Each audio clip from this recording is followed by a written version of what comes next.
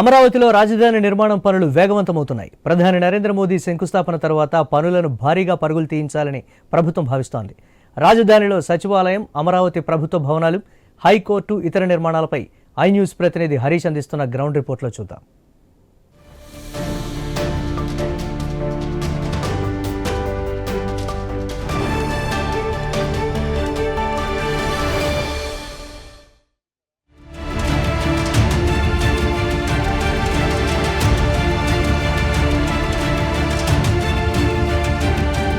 అమరావతి రాజధాని నిర్మాణం వేల కోట్ల రూపాయలకి మోడీ ప్రధాని శంకుస్థాపన చేసిన తర్వాత అభివృద్ధికి సంబంధించినటువంటి కార్యకలాపాలు ఎలా జరగబోతున్నాయి, అమరావతి నిర్మాణానికి సంబంధించి పెట్టుకున్నటువంటి 3 సంవత్సరాల టార్గెట్ వేగవంతంగా ముందుకు వెళ్ళేటువంటి సిచ్యువేషన్ ఉంది. మోడీ శంకుస్థాపన చేసిన తర్వాత అభివృద్ధికి సంబంధించినటువంటి అంశాలు ఎలా ఉంటున్నాయి, అభివృద్ధి పరంగా జరగాల్సినటువంటి పనులు ఎలా ఉంటున్నాయి, వీటికి సంబంధించి గ్రౌండ్ రిపోర్ట్ని ఇప్పుడు మనం చూద్దాం.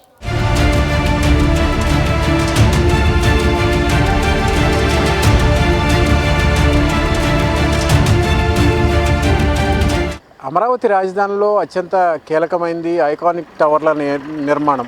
ఐకానిక్ టవర్లకు సంబంధించినంత వరకు కూడా, రాష్ట్ర పరిపాలనకు సంబంధించినంత వరకు కూడా పెద్ద ఎత్తున ఒకే చోట ఐకానిక్ టవర్స్ ద్వారా నిర్మాణం పూర్తి చేసిన తర్వాత కార్యకలాపాలు కొనసాగించాలన్నది ప్రభుత్వ ముఖ్య లక్ష్యం. అందులో భాగంగానే ఐకానిక్ టవర్స్కి సంబంధించినటువంటి నిర్మాణాలకు సంబంధించినటువంటి అంశాలపైన ప్రత్యేకమైనటువంటి దృష్టి సారించింది ప్రభుత్వం. ఇటీవల కాలంలో పనులన్నీ నిలిచిపోవడంతో పెద్ద ఎత్తున నీరు నిలిచిపోయినటువంటి నీటిని తోడించేటువంటి ప్రయత్నం చేశారు. మళ్ళీ ఇటీవల కాలంలో కురిసినటువంటి వర్షాలకి మరోసారి వర్షం వచ్చినటువంటి పరిస్థితి ఉంది. సో ఐకానిక్ టవర్స్ ఎక్కడైతే అంటే గత 5 ఏళ్లకు ముందు జరిగినటువంటి టీడీపీ ప్రభుత్వ హయాంలో జరిగినటువంటి నిర్మాణాలు ఎలాగ ఉన్నాయో ఇప్పటికీ కూడా ఇవి అలాగే ఉన్నటువంటి సిచ్యువేషన్ కనిపిస్తుంది. ఐకానిక్ టవర్స్కి సంబంధించినటువంటి అంశాలపైన సిఆర్డీఏకి సంబంధించినటువంటి యంత్రాంగం ప్రత్యేకమైనటువంటి దృష్టి సారించింది.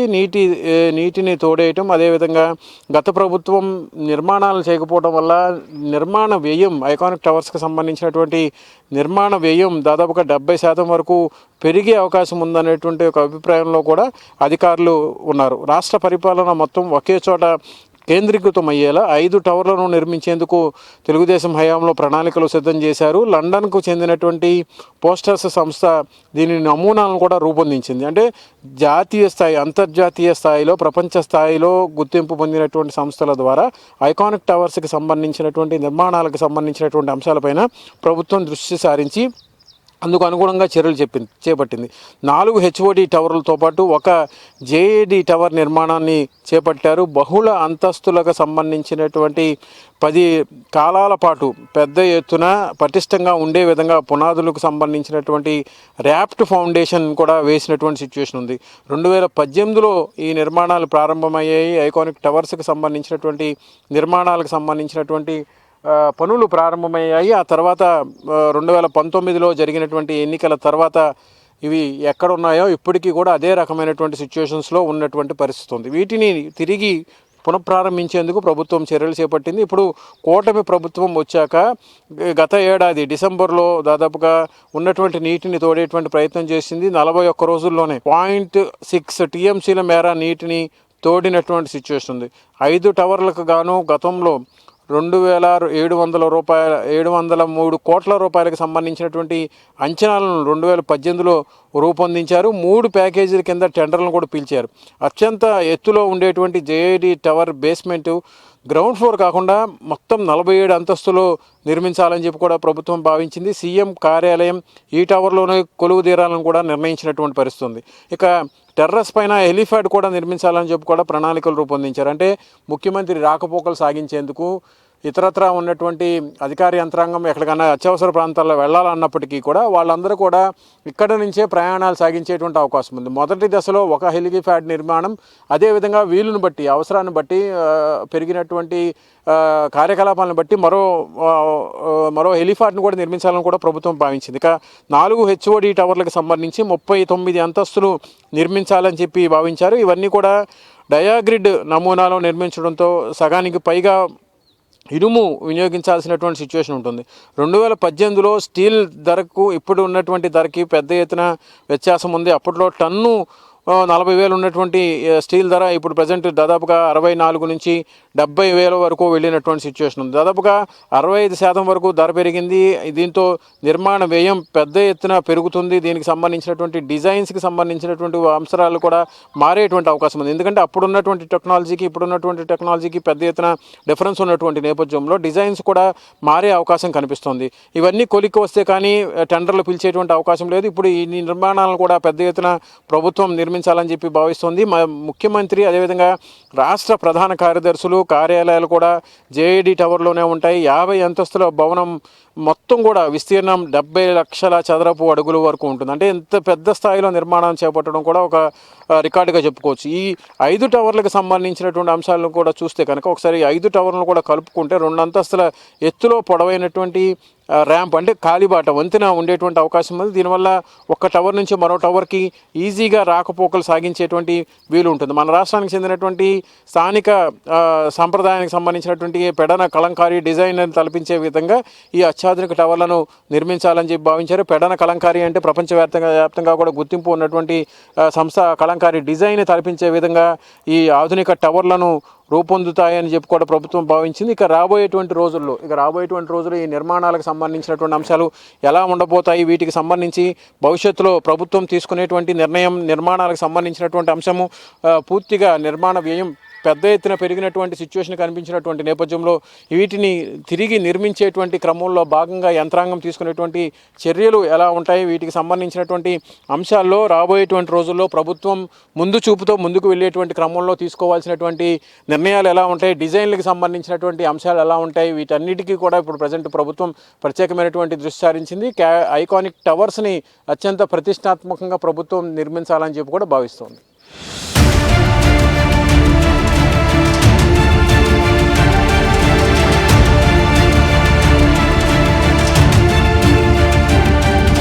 అమరావతి రాజధానిలో మరో అత్యంత కీలకమైనటువంటి నిర్మాణం ఏపీ న్యాయస్థానం హైకోర్టుకు సంబంధించినంత వరకు కూడా ప్రభుత్వం ఇప్పటికే కార్యకలాపాలు ప్రారంభించినప్పటికీ కూడా ప్రజెంట్ ఇప్పుడు జరుగుతున్నటువంటి న్యాయస్థానానికి ఆనుకొని ఉన్నటువంటి స్థలంలో నూతన న్యాయస్థానానికి సంబంధించినటువంటి నిర్మాణాలను తలపెట్టాలని చెప్పి వారిని భావించారు. అందులో భాగంగానే ఇందుకు సంబంధించినటువంటి పనులకు కూడా 2019 ఫిబ్రవరిలోనే ఇక్కడ నూతన న్యాయస్థానానికి సంబంధించినటువంటి అంటే అమరావతిని కేంద్రంగా చేసుకొని హైకోర్టు భవనం నిర్మాణానికి సంబంధించినటువంటి శంకుస్థాపన జరిగింది. అప్పుడు కూడా ముఖ్యమంత్రి నారా చంద్రబాబు నాయుడు చేతుల మీదుగానే ఇక్కడ శిలాఫలకాన్ని కూడా ఆవిష్కరించారు. ఇప్పటికీ ఆ శిలాఫలకం ఇలాగే ఉంది. ఇందుకు సంబంధించి 2019 తర్వాత ఎలక్షన్స్ రావడం, ఎలక్షన్స్ వచ్చిన తర్వాత నిర్మాణాలు ఎక్కడికక్కడ నిలిచిపోయినటువంటి సిచ్యువేషన్. సో ఇప్పుడు ఏపీ హైకోర్టుని కూడా రాయలసీమ ప్రాంతానికి తరలించాలనేటువంటి ఒక ప్రచారం కూడా జరిగింది. అభిప్రాయం కూడా గత ప్రభుత్వం వచ్చింది. అయితే దానికి కూడా కార్యరూపం దాల్చలేదు. ఎటువంటి ముందడుగు పడకుండానే ఎక్కడ 2019లో ఎలాంటి పరిస్థితుల్లో హైకోర్టు ఉందో ఇప్పటికీ కూడా అలాంటి పరిస్థితుల్లోనే ఉన్నటువంటి సిచ్యువేషన్ ఉంది. అయితే అంతకు ముందు 2019కు ముందు హైకోర్టుకి సంబంధించినటువంటి నిర్మాణం జరిగింది. నిర్మాణం జరిగిన తర్వాత పెద్ద ఎత్తున తాత్కాలిక న్యాయస్థానానికి సంబంధించినటువంటి నిర్మాణం కూడా పూర్తయింది. ఇక్కడ ఏర్పాటు చేసినటువంటి ఈ స్థలంలోనే ఇప్పటికీ కూడా ఇంకా నిర్మాణానికి సంబంధించినటువంటి పునాదులు కూడా అలాగే ఉన్నాయి. ఇప్పటికీ ఆ పునాదుల్లో నీటికి సంబంధించినటువంటి నిల్వలు కూడా పెరిగిపోయినటువంటి సిచ్యువేషన్ ఉంది. ఇప్పుడు మనం చూస్తున్నటువంటి ఈ చెరువు లాంటి ప్రాంతంలోనే ఏపీ హైకోర్టుకి సంబంధించినటువంటి భవనాలకి పునాదులు పడ్డాయి. పూర్తిగా నిర్మాణం స్టార్ట్ కాకుండానే పునాదుల్లోనే నిర్మాణం ఆగిపోయింది. ఆ నిర్మాణం ఆగిపోయిన తర్వాత ఇప్పటికీ కూడా హైకోర్టుకి సంబంధించినటువంటి కార్యకలాపాలు అనేవి స్టార్ట్ అయినటువంటి సిచ్యువేషన్ లేదు. ప్రజెంట్ మనం చూస్తున్నటువంటి ఈ ప్రాంతానికి సంబంధించి పూర్తి స్థాయిలో న్యాయస్థానాన్ని నిర్మాణం చేయాలని చెప్పి అత్యాధునికమైనటువంటి సదుపాయాలతో న్యాయస్థానం నిర్మాణానికి సంబంధించినటువంటి పనులు చేయాలని చెప్పి భావించారు.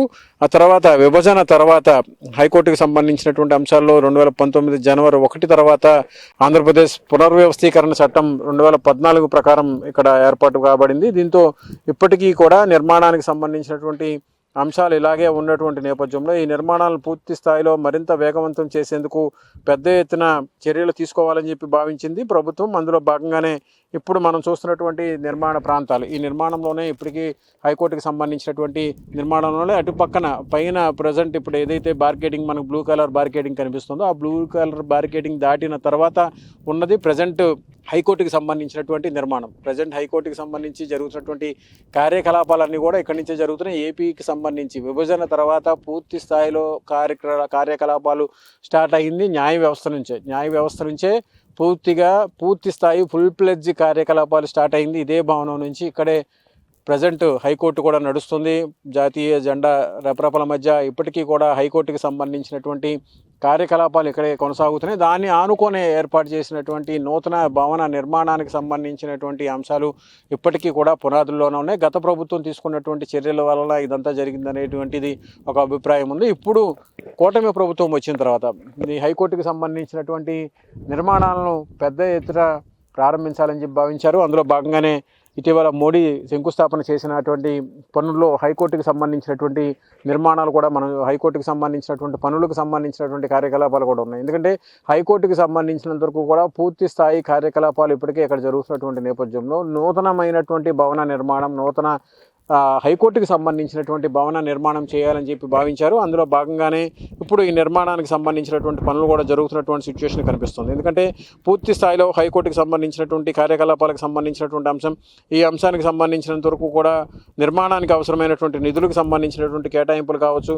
ఇతరత్రా ఉన్నటువంటి వనరులు సమకూర్చడం కావచ్చు, ఇవన్నీ కూడా పూర్తిగా ఆలస్యమైనటువంటి నేపథ్యంలో ఈ స్థలాలకు సంబంధించినటువంటి నిర్మాణం ఇప్పటికీ కూడా ఇలాగే ఉన్నటువంటి పరిస్థితి కనిపిస్తుంది. హైకోర్టుకు సంబంధించినటువంటి అంశాలపైన ఇప్పటికే పెద్ద ఎత్తున చర్చ జరుగుతున్నటువంటి పరిస్థితి కనిపిస్తుంది. ఎప్పటికీ ఈ నిర్మాణం పూర్తవుతుంది అంటే రాబోయేటువంటి మూడు సంవత్సరాల కాలంలో పూర్తి స్థాయిలో రాజధాని నిర్మాణానికి సంబంధించినటువంటి కార్యకలాపాలు చేసేటువంటి సిచ్యువేషన్ కనిపిస్తున్నటువంటి నేపథ్యంలో ఇందుకు సంబంధించినటువంటి నిర్మాణాలను కూడా పెద్ద ఎత్తున చేపట్టి 3 ఏళ్లలో పూర్తి చేయాల్సినటువంటి ప్రాజెక్ట్స్లో ఏపీ హైకోర్టు కూడా అత్యంత కీలకమైనటువంటి ప్రాజెక్టుగా చెప్పుకోవచ్చు. అందులో భాగంగానే ఈ నిర్మాణాలకి కూడా ప్రభుత్వం వేగవంతంగా పనులు చేయాలని చెప్పి భావించింది. అందులో భాగంగానే నిర్మాణ పనులను కూడా స్టార్ట్ చేసేందుకు కూడా యంత్రాంగం సిద్ధమవుతుంది.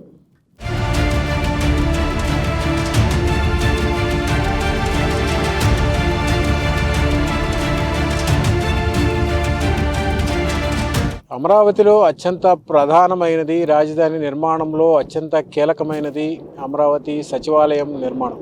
సచివాలయం, అసెంబ్లీ భవనాల నిర్మాణానికి సంబంధించినంత వరకు కూడా పూర్తి స్థాయి నిర్మాణాలను చేపట్టేందుకు ప్రభుత్వ యంత్రాంగం సిద్ధమైంది. అందులో భాగంగానే ఒకవైపు హైకోర్టు, ఇంకోవైపు ఐకానిక్ టవర్స్ ఆనుకొని ఉన్నటువంటి ప్రాంతం, ఈ ప్రాంతంలోనే అమరావతి సచివాలయంకి సంబంధించినటువంటి నిర్మాణ పనులు ప్రభుత్వం చేపట్టింది. అందులో భాగంగానే ఇప్పుడు పూర్తి స్థాయిలో నిర్మాణానికి సంబంధించినటువంటి కార్యకలాపాలను ప్రభుత్వం ప్రారంభించేందుకు సమాయత్తమవుతుంది.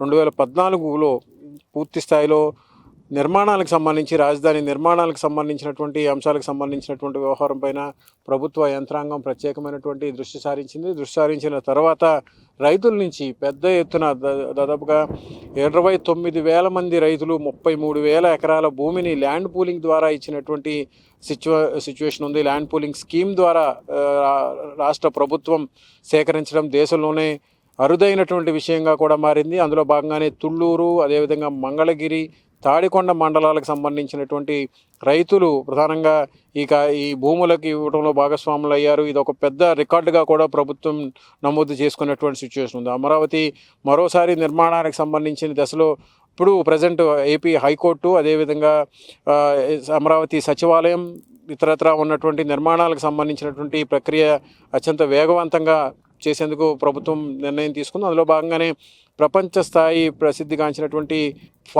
పార్ట్నర్స్ సంస్థతో రూపొందించినటువంటి అసెంబ్లీ భవనం ప్రత్యేక ఆకర్షణగా నిలవబోతోంది. ఈ ప్రాంతం 360 డిగ్రీలలో అద్భుతమైనటువంటి దృశ్యాలను అందించే విధంగా ఇది డిజైన్ చేయబడింది. అదేవిధంగా హైకోర్టు భవనానికి కూడా ఆధునిక విధానాలకు అనుగుణంగా టెక్నాలజీని కూడా నిర్మిస్తున్నారు. హైకోర్టు వెళ్ళేటువంటి మార్గంలోనే ఇక్కడే ఇదే రహదారిలో ఇప్పుడు మళ్ళీ సచివాలయానికి సంబంధించినటువంటి భవనం కూడా అధునాతనమైనటువంటి ప్రమాణాలతో నిర్మాణం అయ్యేందుకు ప్రభుత్వం చర్యలు చేపట్టింది. ప్రభుత్వ పరిపాలనా కేంద్రంగా ఇది నిలవబోతుంది. గ్రీన్ బిల్డింగ్స్కి సంబంధించి స్టాండర్డ్స్ ఏవైతే నిబంధనలు ఉంటాయో, ప్రమాణాలు ఉంటాయో వాటిని పాటిస్తూ పూర్తి స్థాయిలో గ్రీన్ బిల్డింగ్గా ఈ నిర్మాణాలను చేపట్టేందుకు అవసరమైనటువంటి చర్యలు తీసుకునేటువంటి వ్యవహారంలో సిఆర్డీఏకి సంబంధించినటువంటి యంత్రాంగం ప్రత్యేకమైనటువంటి దృష్టి సారించింది. ఇందుకు సంబంధించి ప్రత్యేక ప్రణాళికలు కూడా రూపొందించుకున్నారు. దాదాపుగా 5 టవర్స్తో కూడినటువంటి భారీ కాంప్లెక్స్ నిర్మాణం జరగబోతోంది. ఇందుకు సంబంధించి 49,000 కోట్లకు పైగా నిధులు కేటాయించడం, అదేవిధంగా ప్రపంచ బ్యాంకు, ఏషియన్ డెవలప్మెంట్కి సంబంధించినటువంటి బ్యాంకుతో పాటుగా అంతర్జాతీయ సంస్థల సహకారం తీసుకొని ఈ నిర్మాణాలు జరుగుతున్నాయి.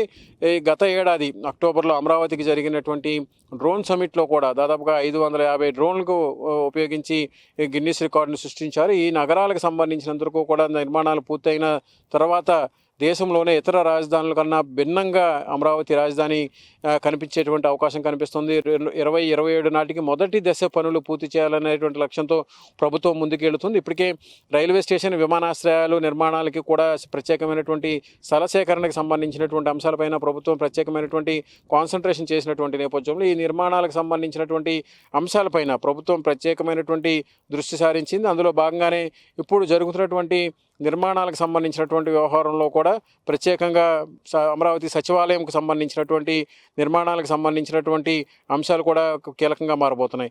ఇందుకు సంబంధించి ప్రభుత్వం తీసుకున్నటువంటి నిర్ణయంలో భాగంగానే పెద్ద ఎత్తున నిర్మాణాలకు సంబంధించినటువంటి పనులను ప్రారంభించేటువంటి క్రమంలో భాగంగా ప్రభుత్వం తీసుకున్నటువంటి నిర్ణయానికి సంబంధించినంత వరకు కూడా ప్రత్యేకమైనటువంటి చర్యలు చేపట్టారు. టెండర్ నోటిఫికేషన్స్కి సంబంధించినటువంటి నిబంధనల ప్రకారం, అదేవిధంగా నిర్మాణానికి సంబంధించినటువంటి గ్రీన్ బిజినెస్ సెంటర్కి సంబంధించినటువంటి గ్రీన్ న్యూ బిల్డింగ్స్కి సంబంధించినటువంటి ప్లాటినం స్థాయి సర్టిఫికేట్ను కూడా తీసుకోవడం, ప్రపంచ ప్రమాణాలతో ప్రత్యేకమైనటువంటి నిర్మాణాలు చేపట్టడం, ఇదంతా కూడా ఒక ప్రత్యేకమైనటువంటి ఒరవడితో నూతన సచివాలయానికి సంబంధించినటువంటి ఆధునిక సచివాలయానికి సంబంధించినటువంటి అంశాన్ని ఆంధ్రప్రదేశ్ రాజధాని ప్రాంత అభివృద్ధి సంస్థ సిఆర్డీఏకి సంబంధించినటువంటి టెండర్స్ని పిలిచింది. నోటిఫికేషన్ ప్రకారం పెద్ద ఎత్తున విభాగాధిపతులకు సంబంధించినటువంటి కార్యాలయాలు కార్యాలయాలతో పాటుగా ప్రత్యేకమైనటువంటి సదుపాయాలు కూడా చేపట్టేందుకు ప్రభుత్వం నిర్ణయం తీసుకుంది. టెండర్ నోటిఫికేషన్కి సంబంధించినటువంటి అంశాలను దృష్టిలో పెట్టుకొని ప్రభుత్వం ముందుకు వెళుతుంది.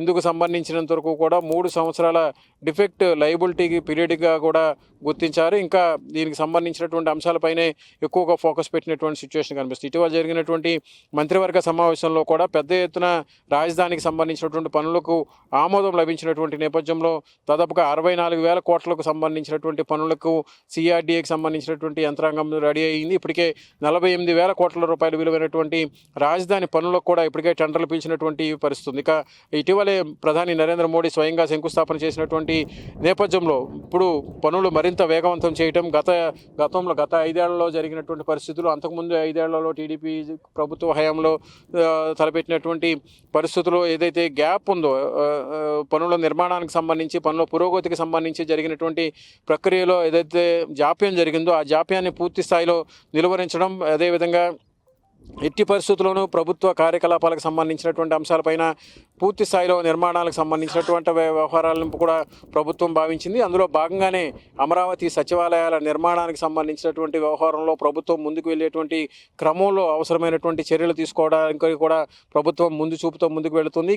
జరిగినటువంటి పరిస్థితులను, జరిగినటువంటి కాలాన్ని ఒక అనుభవంగా తీసుకోవడం, ఆ అనుభవంలో భాగంగానే ఇప్పుడు స్వయంగా మంత్రి నారాయణ కూడా రాజధాని నిర్మాణానికి సంబంధించినటువంటి అంశాలపైన ప్రత్యేకంగా ఫోకస్ పెట్టి ముందుకు వెళ్తున్నటువంటి నేపథ్యంలో ఇప్పుడు స్వయంగా సిఆర్డీఏకి సంబంధించినటువంటి యంత్రాంగం ఇటీవలే ఏదైతే ప్రధాని నరేంద్ర మోడీ శంకుస్థాపన చేసిన మరుసటి రోజే నిర్మాణ పనులను వేగవంతం చేసేటువంటి పనుల్లో భాగంగా పునఃప్రారంభం తర్వాత జరిగినటువంటి శంకుస్థాపనలకు సంబంధించి ఐకానిక్ భవనాల డిజైన్లు ఖరారు చేసేందుకు ఆయా సంస్థలతో ప్రత్యేకంగా మంత్రి నారాయణ కూడా సమావేశమయ్యారు. సిఆర్డీఏ కార్యాలయంలో ఇటీవల జరిగినటువంటి సమావేశంలో నార్మన్ పోస్టర్, అదేవిధంగా హఫీజ్ కాంట్రాక్టర్స్తో పాటుగా ఎల్ఎన్టీ సంస్థలకు సంబంధించినటువంటి ప్రతినిధులతో కూడా సమావేశం జరిగింది.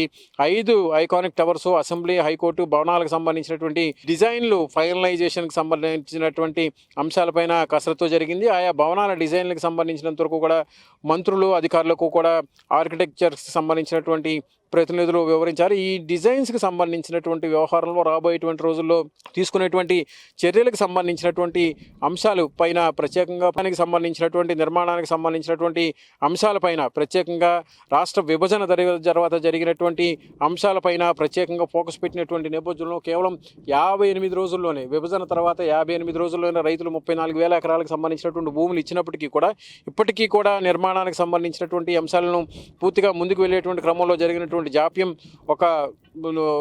జరిగినటువంటి ఒక టైం గ్యాప్ ఏదైతే ఉందో ఆ టైం గ్యాప్ని ఫుల్ఫిల్ చేసుకునే విధంగా రాబోయేటువంటి రోజుల్లో ప్రపంచవ్యాప్తంగా టాప్ 5 రాజధానులకు సంబంధించినటువంటి అమరావతి రాజధానిని నిర్మించే విధంగా ప్రభుత్వం ముందుకు వెళుతుంది. ఇందుకు సంబంధించి కేంద్ర ప్రభుత్వం ఇస్తున్నటువంటి సహకారం ఒక ఎత్తు, రాష్ట్ర ప్రభుత్వం చేసేటువంటి పనులకు సంబంధించి నిధులకు సంబంధించి పూర్తిగా కేంద్రమే నిధులను సమకూర్చే విధంగా అవసరమైనటువంటి ఆర్థిక పరిస్థితుల నుంచి కేంద్ర ప్రభుత్వం రాష్ట్ర ప్రభుత్వాన్ని పూర్తిగా ఆదుకునే దిశలో భాగంగా ఇప్పటికీ ప్రభుత్వం ముందుకు వెళుతుంది. అందులో భాగంగానే ఇప్పుడు సచివాలయానికి సంబంధించి నిర్మాణానికి సంబంధించి మట్టికి సంబంధించినటువంటి నమూనాలకు సంబంధించినటువంటి పరీక్షలు, మట్టి నమూనాలకు సంబంధించినటువంటి పరీక్షలు కూడా చేపట్టారు. పూర్తిగా కట్టుదిట్టమైనటువంటి భద్రతా బందోబస్తు నడువ ఎవరిని కూడా రాజధానికి సంబంధించినటువంటి కార్యకలాపాలకు సంబంధించి జరుగుతున్నటువంటి ప్రదేశాల్లోకి బయట వ్యక్తులను కూడా ఎవరిని రానివ్వకుండా పూర్తిగా నిర్మాణాలకు సంబంధించినటువంటి అంశాలను ముందుకు వెళ్ళేటువంటి క్రమంలో భాగంగానే ప్రభుత్వం చర్యలు చేపడుతుంది. ప్రజెంట్ ఇక్కడ మనం చూస్తున్నటువంటి స్థలంలోనే అక్కడ నిర్మాణాలకు సంబంధించి మట్టి నమూనాలకు సంబంధించినటువంటి పరీక్షలు రెడ్ ఫ్లాగ్స్ మనకు కనిపిస్తున్నాయి. రెడ్ ఫ్లాగ్స్కి సంబంధించి ఏవైతే ఫ్లాగ్స్ ఏర్పాటు చేశారో సమీప ప్రాంతానికి సంబంధించి జరుగుతున్నటువంటి పనులకు సంబంధించినటువంటి అంశంలో రెడ్ ఫ్లాగ్స్ ఏవైతే కనిపిస్తున్నాయో ఆ రెడ్ ఫ్లాగ్స్ పరిధిలో పూర్తిగా మట్టికి సంబంధించినటువంటి నమూనాలు, ఇక్కడ భూమికి సంబంధించినటువంటి పటిష్టత, భూమి యొక్క మట్టిలో ఉన్నటువంటి సారం, ఆ సారానికి సంబంధించి వినియోగించాల్సినటువంటి ఎక్విప్మెంట్స్ కావచ్చు, వినియోగించాల్సినటువంటి ముడిసరుకు కావచ్చు, నిర్మాణంలో పాటించాల్సినటువంటి ప్రమాణాలు కావచ్చు. ఎందుకంటే ప్రపంచ స్థాయి గుర్తింపు పొందే విధంగా, ప్రపంచ స్థాయిలో దృష్టిని ఆకర్షించే విధంగా ప్రభుత్వం ముందుకు వెళుతున్నటువంటి నేపథ్యంలో రాష్ట్ర సచివాలయం నిర్మాణం చేపట్టేటువంటి ప్రక్రియ కొనసాగుతున్నటువంటి నేపథ్యంలో ప్రభుత్వం చేపడుతున్నటువంటి కార్యకలాపాలకు సంబంధించినటువంటి అంశం, కార్యకలాపాలను ఏ విధంగా ముందుకు తీసుకువెళ్ళటం, ఇక రాబోయేటువంటి రోజుల్లో పెద్ద ఎత్తున జరిగేటువంటి పనులకు సంబంధించినటువంటి అంశంలో తీసుకోవాల్సినటువంటి చర్యలపైన శంకుస్థాపన, రీస్టార్ట్కి సంబంధించినటువంటి పనులు రీస్టార్ట్కి సంబంధించినటువంటి శంకుస్థాపన జరిగినటువంటి మరుసటి రోజు నుంచే ప్రభుత్వం పెద్ద ఎత్తున నిర్మాణాలకు సంబంధించినటువంటి అంశాలపైన ఫోకస్ పెడుతుంది. మంత్రి నారాయణ స్వయంగా మున్సిపల్ అధికారులు, సిఆర్డీకి సంబంధించినటువంటి అధికారులతో పాటుగా క్యాపిటల్ రీజియన్ డెవలప్మెంట్కి సంబంధించినటువంటి అధికారులు, అమరావతి డెవలప్మెంట్ కార్పొరేషన్కి సంబంధించినటువంటి యంత్రాంగం మొత్తం కూడా రాజధాని నిర్మాణానికి పెట్టుకున్నటువంటి 3 ఏళ్ల టార్గెట్లో పూర్తి స్థాయిలో ఫుల్ఫిల్ చేసే విధంగా, పూర్తి స్థాయిలో లక్ష్యాన్ని అధిగమించే విధంగా ప్రభుత్వం ముందుకు వెళుతుంది. ఇందుకు సంబంధించి సచివాలయం పైన, అసెంబ్లీ నిర్మాణాలకు సంబంధించినటువంటి అంశాలపైన కూడా ప్రభుత్వం ఫోకస్ పెట్టింది.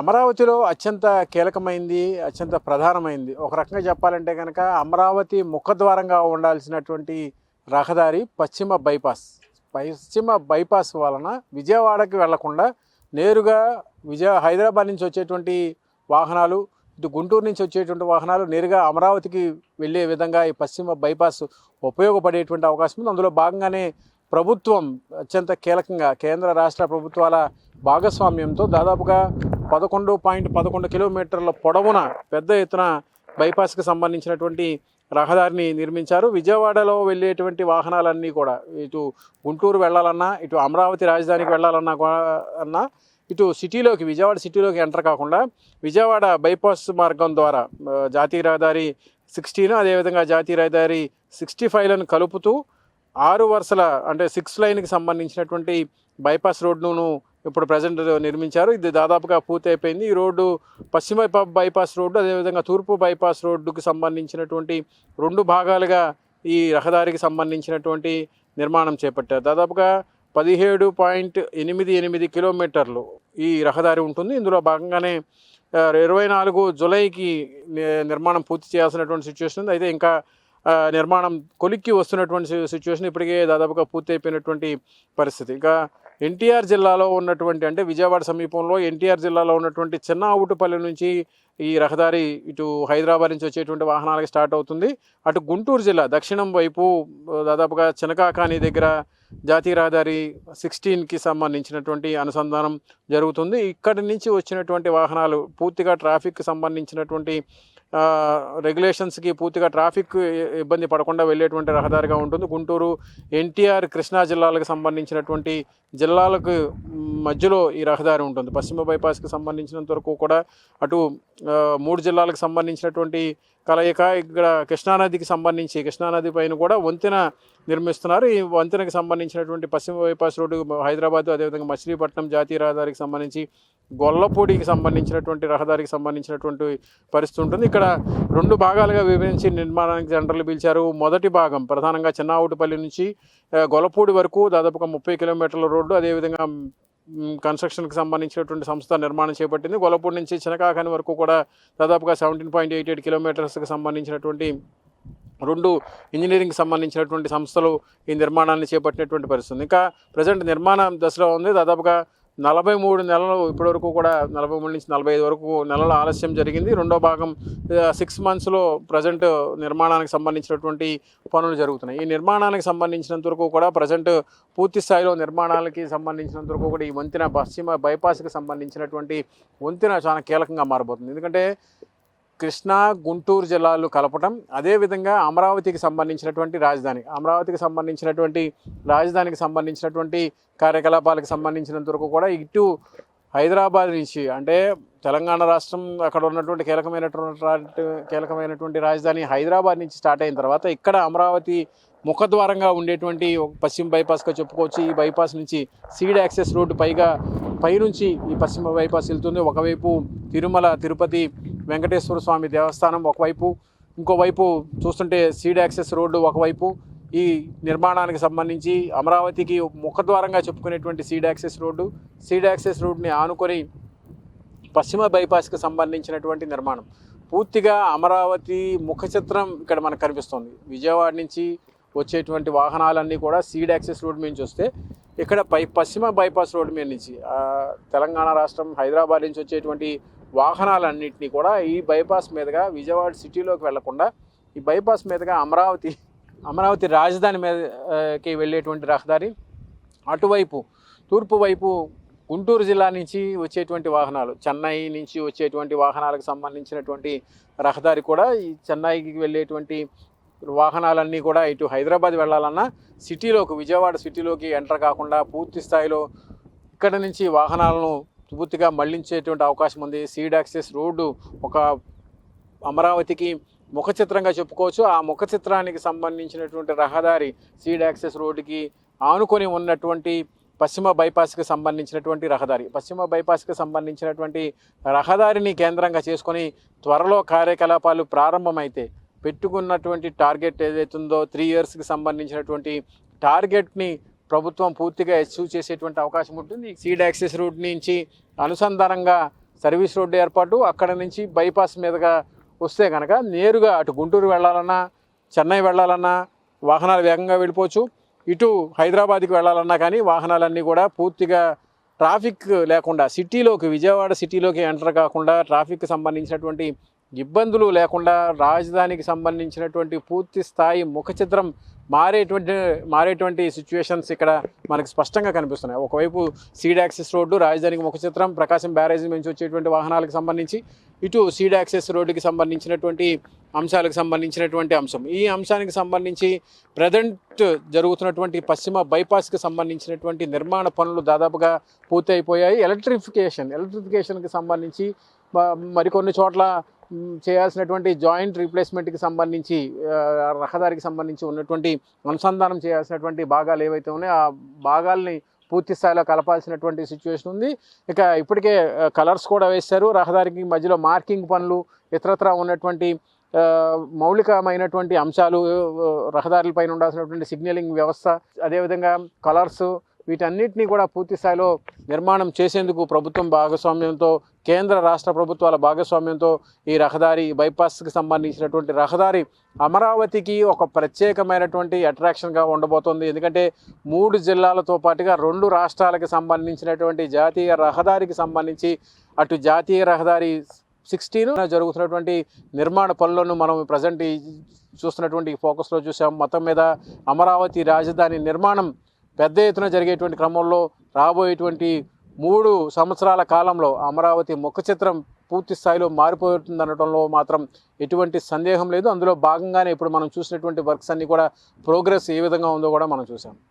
ఇది అమరావతి పైన I news special focus. Harish, I news with camera person Kishore.